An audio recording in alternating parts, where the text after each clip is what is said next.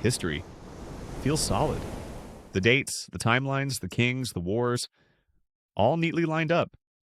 But what if I told you that some people believe that almost 300 years of our history never happened? Yeah, 3 centuries. Just added. Like someone pressed copy paste on time itself. Welcome to the strange and spine tingling mystery called the Phantom Time Hypothesis. Back in 1991, a German historian named Herbert Illig made a claim so wild that historians still argue about it today. He said that the years between 614 AD and 911 AD, about 297 years, are completely fabricated and invented, inserted into our history books, meaning we're not actually living in the 2020s. We'd be living somewhere in the 1700s. I know it sounds insane, but Illig wasn't joking. According to him, this massive chunk of time was added during the medieval period, and he even suggested a main culprit: Holy Roman Emperor Otto III. Why Otto? Well, because he apparently wanted to rule during the year 1000 AD, a number that carried power, religious meaning, and political weight. And if the calendar didn't place him there naturally, he'd just changed the calendar. He would have rewritten dates, created fictional kings, and manipulated records to make himself appear in this holy millennium year. But okay, you're probably wondering, why did anyone believe this? Why did this bizarre theory spread? For starters, the early Middle Ages, the so-called Dark Ages, really do have strange gaps. Fewer buildings, fewer historical records, not a lot of major technological progress. It felt like a quiet, empty period. So Illig claimed it was empty because it didn't exist. And then there were the documents.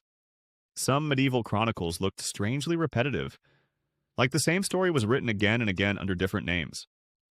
So Illig and his supporters said, see, they're filling blank years. And here's the wildest claim. Some supporters even said that Charlemagne, the legendary ruler, the father of Europe, might be a fiction, or at least heavily exaggerated, because his accomplishments seemed too perfect, too grand, too myth-like. Yeah, the theory gets pretty unhinged at this point. But Illig didn't stop with documents. He went after astronomy. He said that ancient eclipse records didn't match where the sun and moon should have been, if the calendar we use today is correct. And he argued that this mismatch was proof of added centuries. But here's the thing.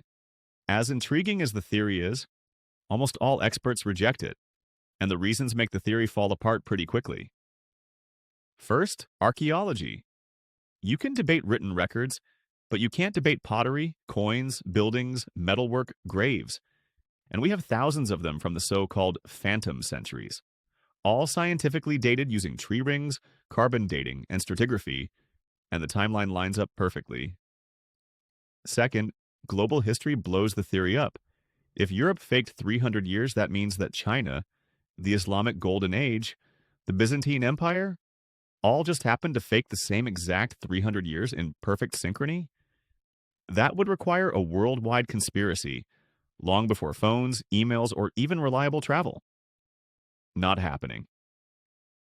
Third, those eclipse calculations Illig used? Yeah, modern simulations show the eclipses were exactly where they should have been. He got the math wrong. But even though the theory is debunked, people still talk about it. And honestly, I get why.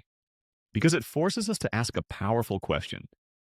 How much do we actually know about the past?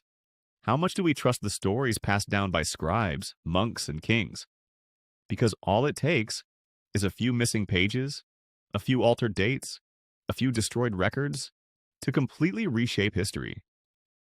The phantom time hypothesis might not be true, but it reminds us that history is fragile. A puzzle with missing pieces, and sometimes the missing pieces spark the biggest mysteries. Until then, stay curious and thanks for listening.